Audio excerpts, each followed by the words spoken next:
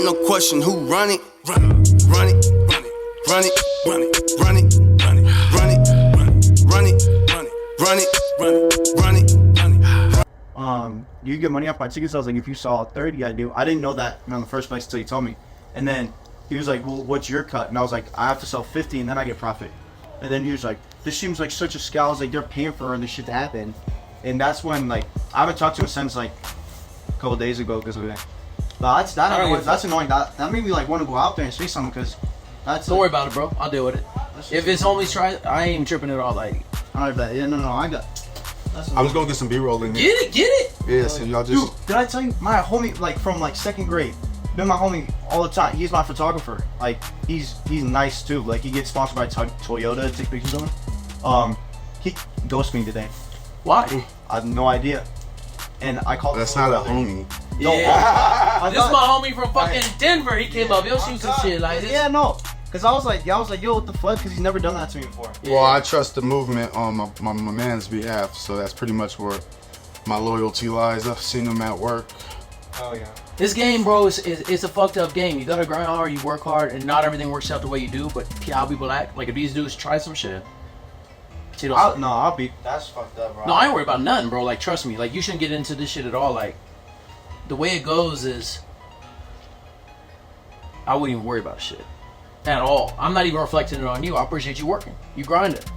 Yeah. I've been communicating with you the whole time. It is a grind. It's a consistent. People think that this rap shit is like you could just jump in and you just all of a sudden like you go through some trial and error. You figure out what you don't like. You figure it out. If you don't like it, you do it yourself. You wanna know something I learned while doing this?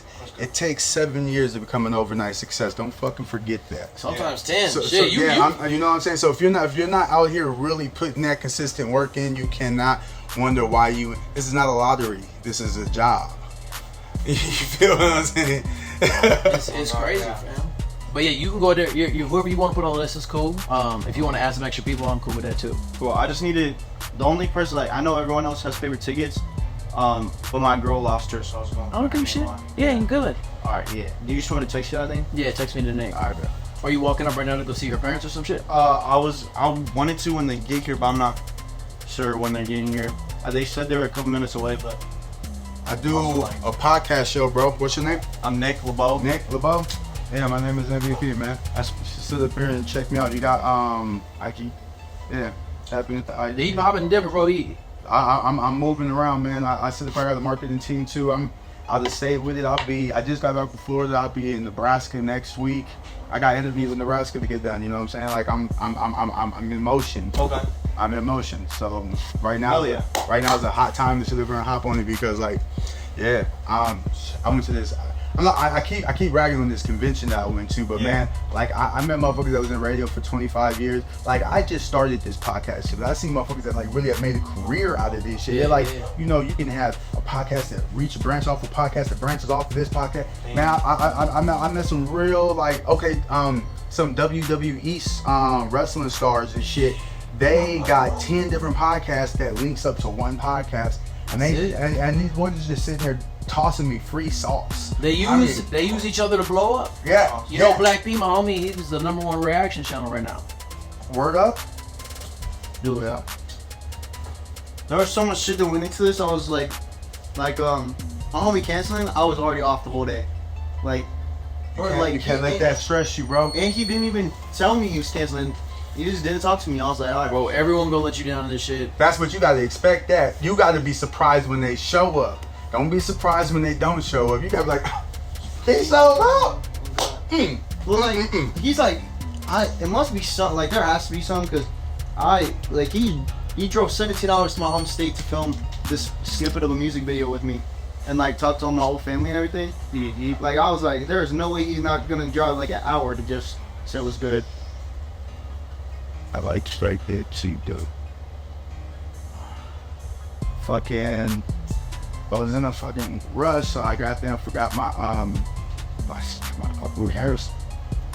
I mean, not my tripod I'm going with. You got tripod? I got dropped off. Funny. He's like, I got. I told myself before. I said, grab the tripod before you leave. Is that like What series is that? D5600. Okay. Yo, so I could have took my own fucking pictures if that was possible. Like, but he like, oh that. Bro, everyone is gonna let you down, but they're gonna let you down so much that it's gonna make you better. Trust me. Shit, I came up in, bro, like, they wouldn't even let us in the venues, bro. Like, it used to be, like, bad. Damn. We had to pose as a rock band one time to get into some shit. Plus, it was, like, at one point, shit was hella racist, and it was, not on me, my aspect, but everyone I roll with, like, it's a bad... Where did, like, Qoncert first start? During COVID. Me and Tef have been touring and living off music our whole life, and then we were, like, at one point...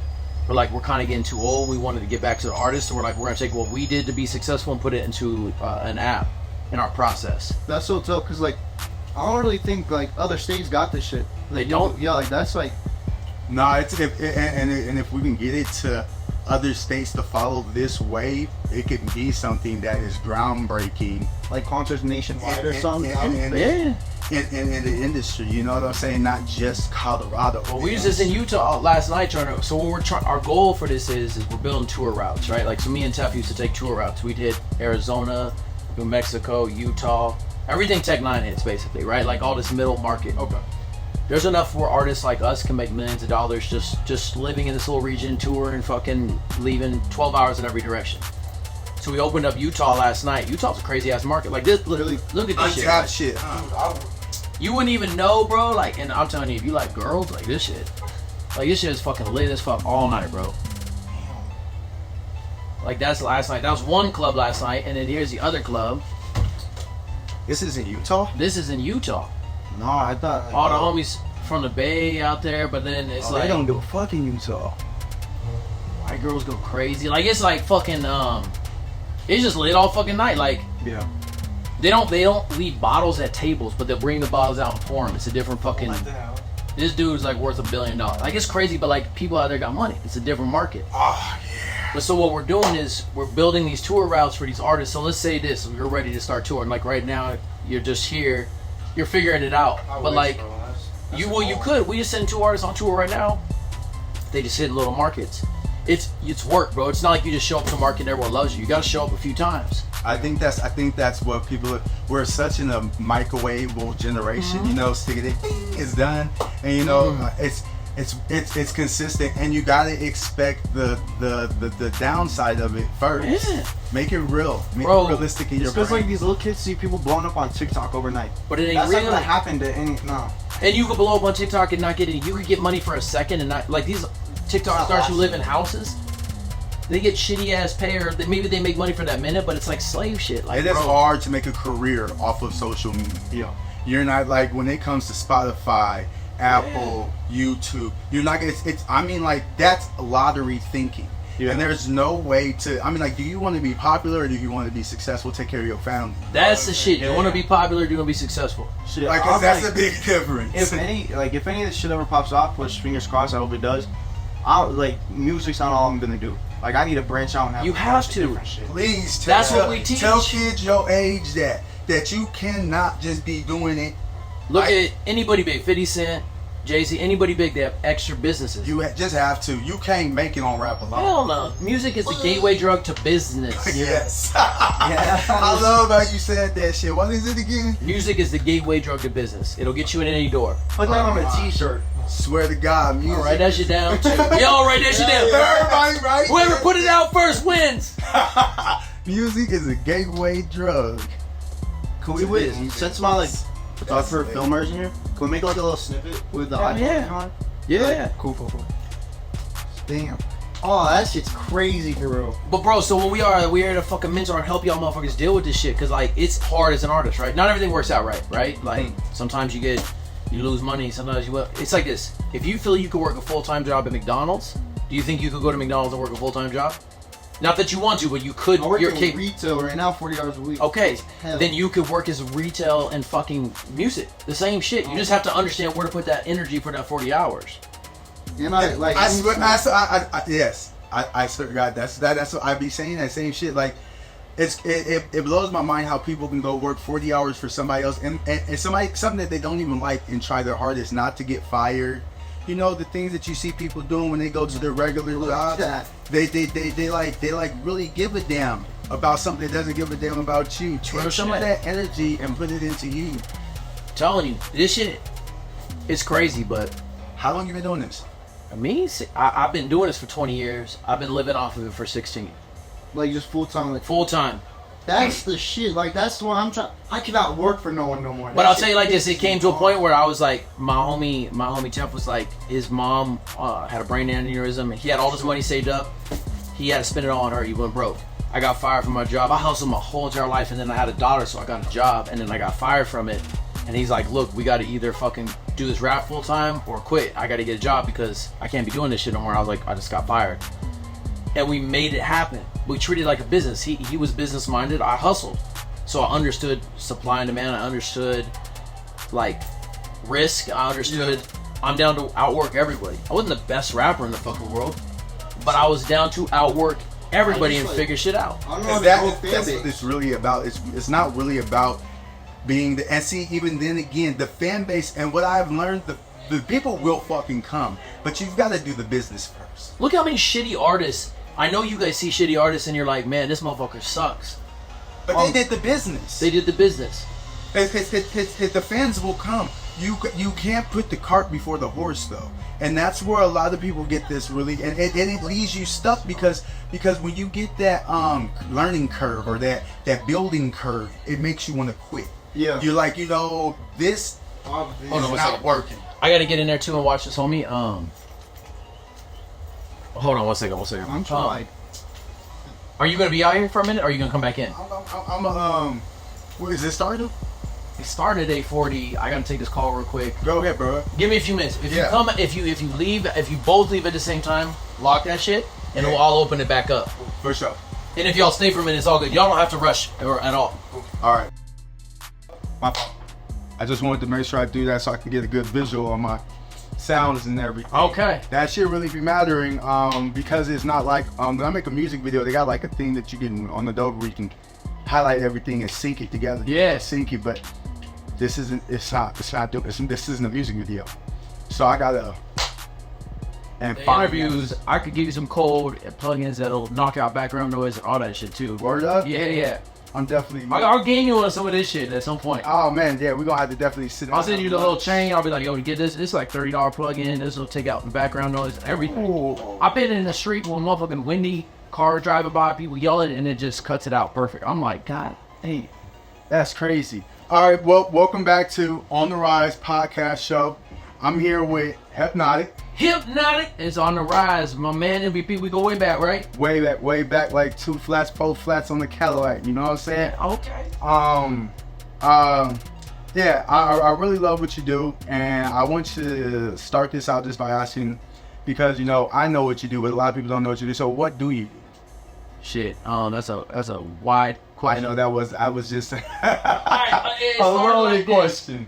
I've been rapping full time for the last 16 years. #1 Billboard, E-Seekers, Netflix placements, grinding. I've eat ramen noodles for weeks with butter, and that's how I survived to stages in front of 80,000 and 20,000 people, right? That's cool. That's my love, my dream. I wanted to be a rapper. Music saved my life. I'd be dead or in jail if I didn't have music.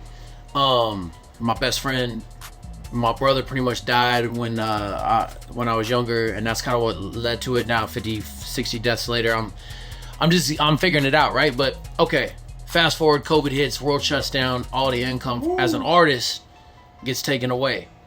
So what I had to do was figure out, me and my partner Tef, Top Flight Empire, we had to figure out like, okay, shout out to Top Flight, by the way. Shout out Top Flight. Thank you. We had to figure out how we get a little old. We want to pass some of our knowledge on to other artists, and we want to give the tools and tricks that we learned to survive off music to other people. So we decided to build an app. The app's called Qoncert, Qoncert, and what that is it's a tool for artists to open, headline, and tour. And then we do a bunch of free workshops and free like knowledge sessions and conferences to teach artists how to get sponsors, how to build revenue streams, how to make money without fucking spending money, and how to leverage fans. A fan is someone who spent $100 on you a year, not a follower. Correct. See, what I see, I'm gonna speak on that. What I see that you're doing is like helping the community out with the culture, which is a beautiful thing. You know, showing, you know, it's one thing to give a man a fish, and then it's another thing to show him how to go get the damn fish himself. That's real speak. And like I see you. I've been seeing you. You know what I'm saying? But I definitely see since COVID has been done, and when they've actually let us out of our little cubicles and everything, I see the grinding is real beautiful. Like, I see how you're bringing everybody in. You've got this concert app that allows artists to sit up here and pretty much manage themselves if they can do it properly. Yeah, it's kind of like a tool that's like, a lot of artists ask me to manage them, and I'm like, why would you want me to manage you? I'll take a big percentage. Correct. So this is going to manage your career without me owning anything of yours. And I'm going to give you all the free game you need, so I can work as your manager. You can hit me as a mentor. You could do this and that. But you can use the app, book your whole tour without dealing with anything and not have to deal with the politics. Like, when there's a problem at the venue, I deal with it. My partner deals with it. How much do you think you spend, I would say, let's say a month on venues? Like, I don't know how much money I spend a month on venues, but I work because... And I've always had this habit, and I don't think it's a good thing, but I work probably 15 to 20 hours a day, every day of my life, for the shit that I believe in and I love. And I have kids, so it's like, you know, that's not work, but that's like, I sleep 6, 8 if I'm lucky hours a day, and the rest is just grind, right? Grind. And everything I do, I put into this shit, right? You know, you win some, you lose some, you take losses, you rebuild, you grow. Your network is your net worth, they say. So like, relationships matter, and I like to empower people and give people the tools to be better. I want people to get better than what we ever did. One of your biggest losses you think you have taken so far? When I first started, I got sold on this shit. This guy was like, "You're gonna go on tour." It was an A&R for Sony or some shit like that, and he's like, "You're gonna go on tour, and I'm gonna put you on." This is back in the days when CDs matter. He's like, "I'll put you on 10,000 CDs." This and that, and at the time I had no money, but like, I just got a little credit established, and so I took out a loan, and I had maybe like $1,000 or $2,000, and I put all my money together, because when you first start, you're like, I'm gonna make it no matter what. Right. I'm gonna make it. There's nothing else. Because you gotta have that mindset. I sent this motherfucker $5,000.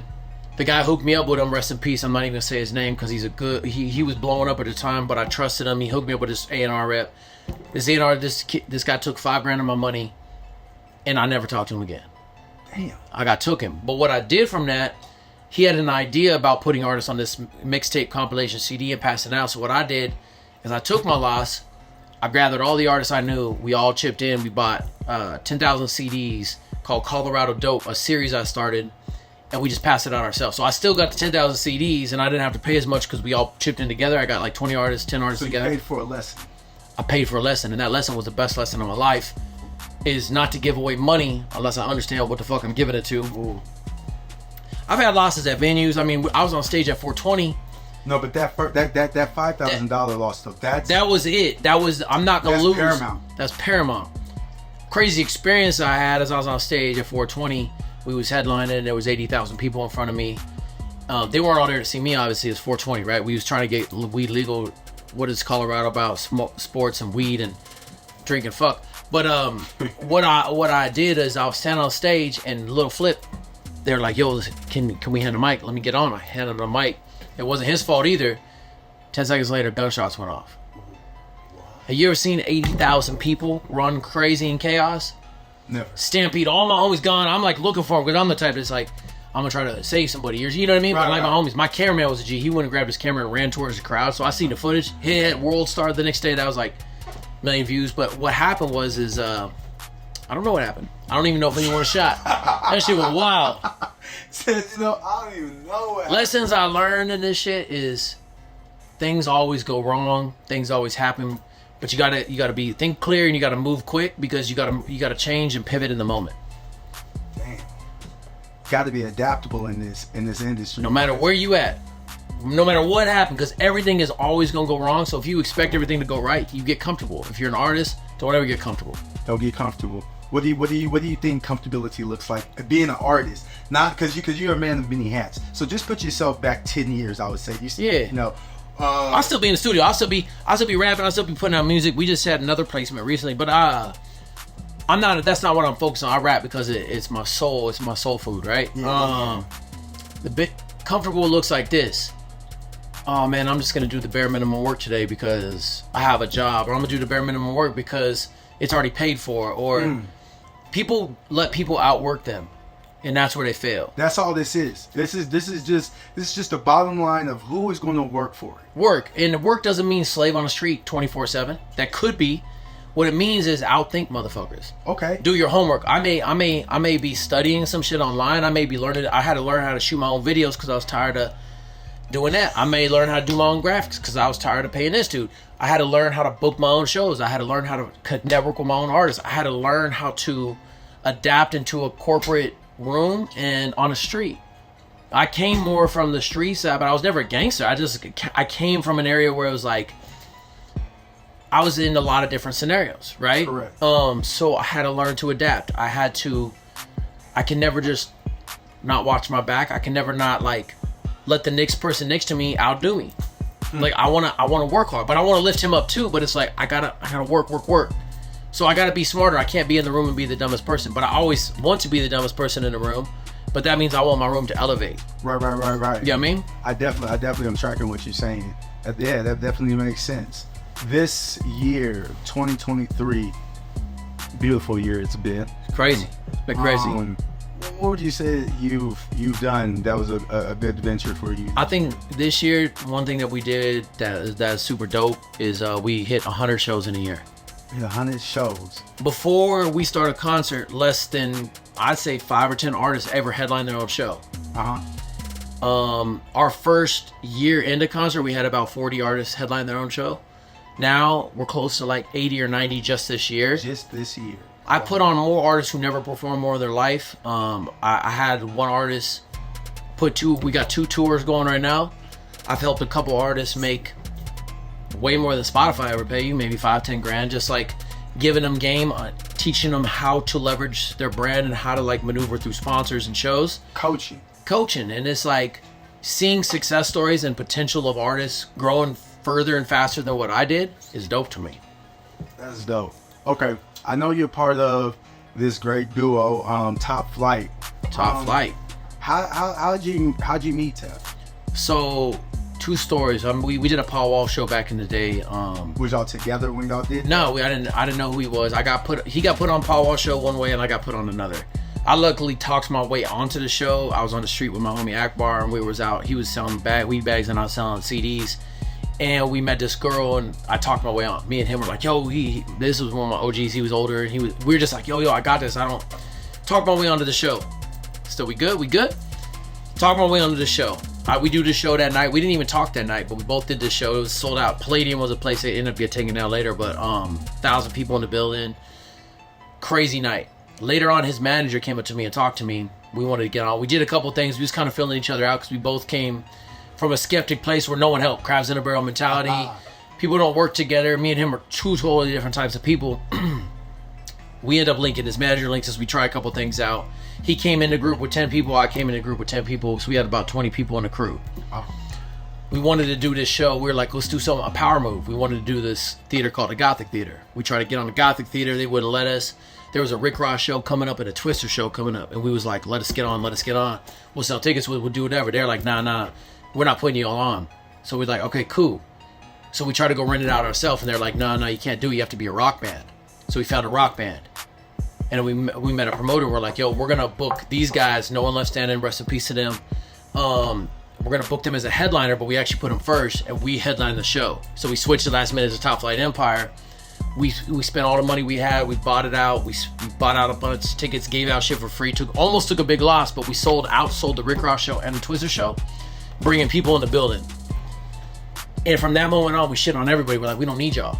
Y'all ain't gonna work with us. We don't need y'all. We just kind of built. We understood from that moment, like, we were on the street every day, 24 hours a day, just like, back then it was like meeting people in person, hanging up posters, fucking dropping off tickets. I'd give it shit out free. It was real street team. Real street team shit, like political shit. Like, it was not Instagram and Facebook. No Instagram, Facebook. MySpace was around. MySpace. But you couldn't use it. You know what I mean? Not like that. Not in that capacity, because MySpace was not, it was for friends. It was not for marketing.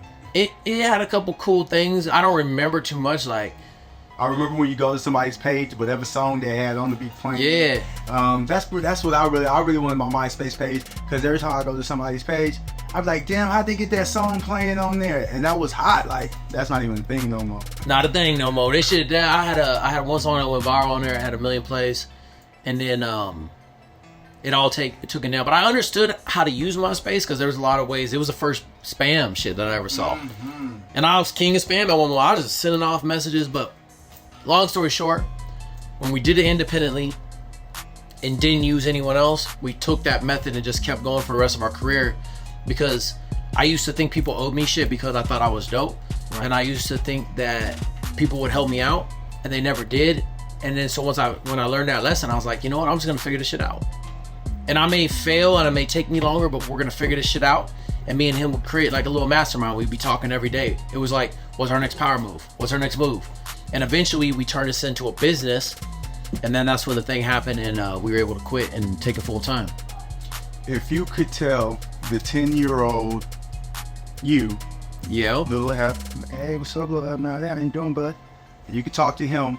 What would you tell him as, maybe a tool, something, any information, like looking back in that mirror to get here maybe a little sooner, be more efficient? I would be like, look, you're gonna go through a lot of shit. A lot of people you love are gonna die. A lot of things you wanted to happen aren't gonna happen. But the world is whatever you make it, and if you learn as much as you can and take your emotions out of all of the art side and just put your emotions in the art and take it out of the business and just outwork everybody, go for the shit. Cause I got into this a little bit late, you know what I mean? Like I was doing things crazier than most younger, but I didn't really get into music until later because there was no pathways for that shit. Correct. You know what I mean? Like, so it's really just, I wish I would have paid more attention. I wish I would have learned more and seeked out more mentors, and I wish I would have like surrounded myself and seeked out the knowledge and shit. I was young and wild. After my friend died at when I was 18, I was like, fuck the world. You know what I mean? Correct. So I spent a lot of time, drugs, alcohol, risking my life and doing shit I shouldn't have done. So if I would have scaled that back a little bit, I think. But you know what? I love it all because it made me me. It gave you the scars you needed to be who you are today. That's it. Them scars are beautiful. Beautiful pain, bro. Beautiful pain. Well, this is us wrapping it up on the Rise podcast show. On the Rise podcast. Let's bring in Nick real quick. We got special guests real quick. We're gonna bring in Nick from Lakewood. Yo, what's good? I'm Nic Labeaux. If you want to see what I do and what I'm about, hit the Instagram. Shout out Qoncert app and Ep.8 for always taking care of me. And I'm about to go on for my first headline. So, yeah, shout out y'all. Thank you for your time. Man, Nick, let me ask you I'm gonna ask you just a couple of questions. Yo, what's up? How old are you? I'm 19 years old. You're 19 years old. What is your goal? Where do you project that you want to be? Let's say 5 years. Make a 5-year goal right now today. 5 years from now, I want to be in the process of owning my own something, whether that be like manifest it. What do you want to own? Yeah, I want to own, like, I guess me. Like I don't want to go through all the label stuff. I want to be independent. I want like, of course, Qoncert give you the help. Yes, I want to own me. The Nick brand. You want to have a business. Indeed, you want to have business making money. Yeah, I just want to be comfortable. Like, if all things go right, I want to get my mom's right. First thing, that's my first goal. Get my family right. Okay. But whether that be starting from rap or like y'all were saying earlier, a business, business standpoint, that's the most important thing. I'm trying to get to that point. It's just like the grind now. So it's the grind now, so you don't have to grind tomorrow. That is, I think that is the best thing I could really say. The grind now is better for tomorrow. What songs you gonna be doing tonight? A lot of them are out right now. I'm sitting on a couple songs for EP. And I'm just seeing how the crowd reacts tonight. What's the name of the EP? It's called like, we gotta cut this part. Okay, yep. It's called like Songs in Case. It's called Songs in Case I Die. Like, okay, yeah, so, but it's so what's the songs you're doing? You should call it album In Case I. In Case I. It's in case. In Case I. Oh yeah, that's tough. In Case I. In Case I. See? Yeah, you don't know, and then because it leads the mind. Yeah, that's pretty dope. Yeah. So it's a project. Live. It's a project I've been working on. Never did. How long have you been working on this project? I mean, I started like making music, like recording in my own studio. Never been to like a real studio. Yeah. I started learning all that mixing stuff and everything. Like around 16, I took a break. I was very unmotivated. I was like I was just set on this shit is not gonna happen. But like shout out to my homies, like close homies, family gave me all the support that I'm like maybe this could, you know. And then I picked it up like a year ago, and then I just started grinding out songs. What's your favorite song that you got right now? Probably be it's gonna come out, or I'm performing it tonight. It's called Poppin' Now. Poppin' Now. Yeah, it talks a little bit about like, I don't know, the shit that I've seen in like, I don't know, I feel like I word it different than other people do, so it's like something you could grab a hold of and like actually feel it. What makes you different as an artist? I'm real, you know, like there's a lot of people it's not too real, you know, like they're scumming it to get by.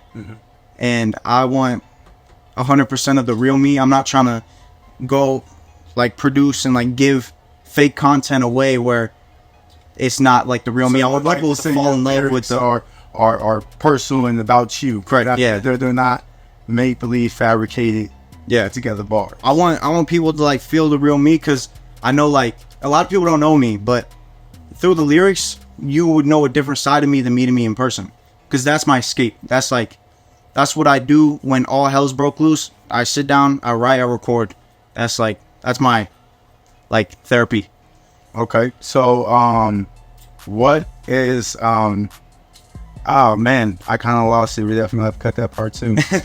Man, we ain't cut the shit. Here's the shit. It's new album coming out. Nick's man, I gotta go check these new articles. Nick's about to get on, so I gotta make sure he good and smooth. Hell yeah. He's about to headline his first show. Fuck yeah, we're gonna turn it up. We gonna turn it up. Shout out to MVP. Hell yeah, shout out. He's the man. He's been on the streets for a minute. I got nothing but love and respect. He's always shown love and respect, and we just gonna rise to the stars and beyond. Peace, Kyle. Yeah, appreciate you guys. Rise and shine, Colorado. We here. Rise and shine. Appreciate y'all. Damn, that was like that folded. That was like, no, you did what they people on their first. I'll tell you this shit. My first was trash. I was scared to say anything, bro. Now it's a record. Only way you get better is just keep doing this shit. Yep. Oh yeah. Should I go out there with you? Up to you, boy. You're about to headline. You do what you want. Fuck, dude. Go on about 19 minutes. I'm nervous, bro. I only get nervous supposed to be. Wait, I mean, that shit. If you coming out with me, that's good, bro. You ain't. I still get nervous. All right. Well, you said 15 minutes. Yeah. All right, bet. I might. You want to chill for a minute? Get your money right. Yeah. All right. Just walk that shit up when you done. For it. No question who run it, run it, run it, run it, run it, run it, run it, run it, run it, run it, run it, run it, run it, run it, run it. I'm running up a check right now, so I can't hear you, we too loud. Running up a check right now.